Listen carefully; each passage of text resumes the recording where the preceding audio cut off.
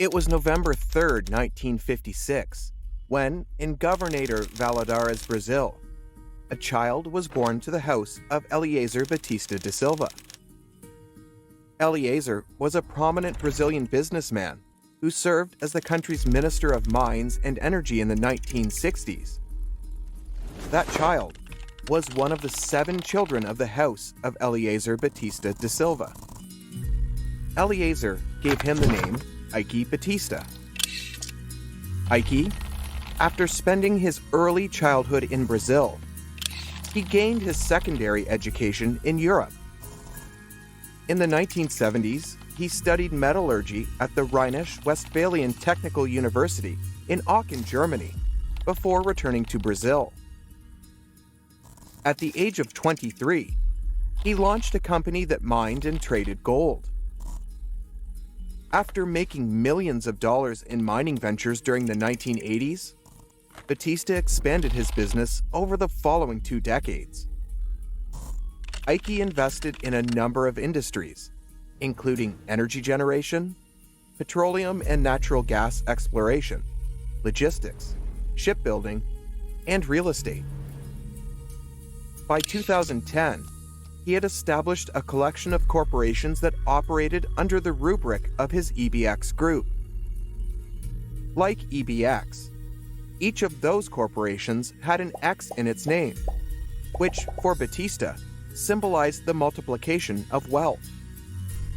Indeed, Batista's net worth grew exponentially after 2007. In 2007, he founded OGX, his oil and gas company. He wasted no time in getting OGX off the ground. That year, he spent roughly $1 billion on licenses to explore a number of potentially oil-rich areas off the Brazilian coast. In 2008, Forbes magazine added Batista to its annual list of billionaires. By 2010, he had climbed the list to become one of the 10 wealthiest people in the world.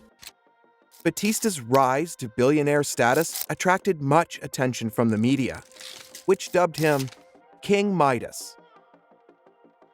His 1991 elopement with model Luma de Oliveira and the couple's expensive 2004 divorce made headlines, as did his penchant for pricey speedboat racing and his unabashed vow to become the world's richest man.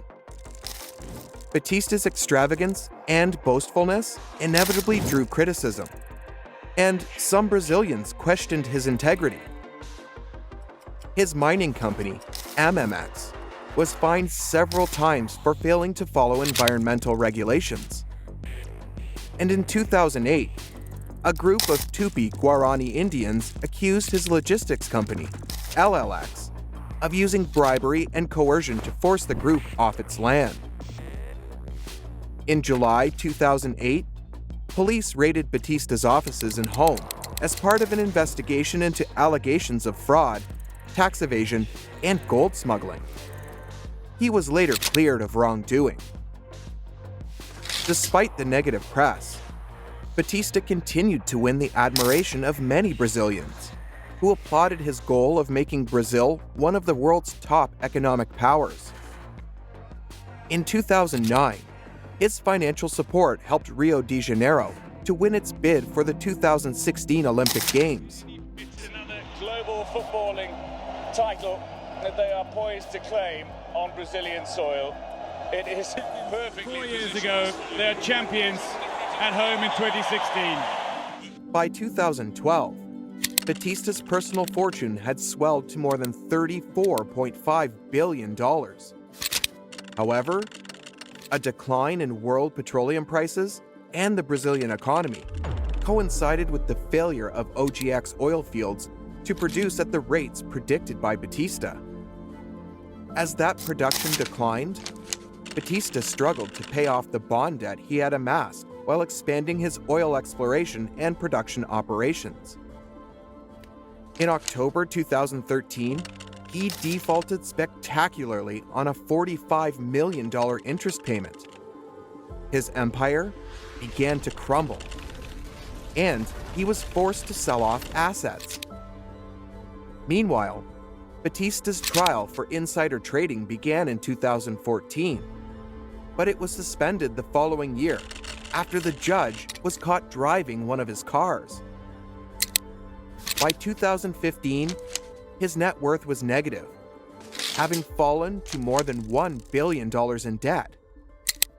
Moreover, in January 2017, Batista was arrested and jailed after being accused of paying some $16.5 million in bribes in connection with the Petrobras scandal. In April, he was released from prison and placed under house arrest.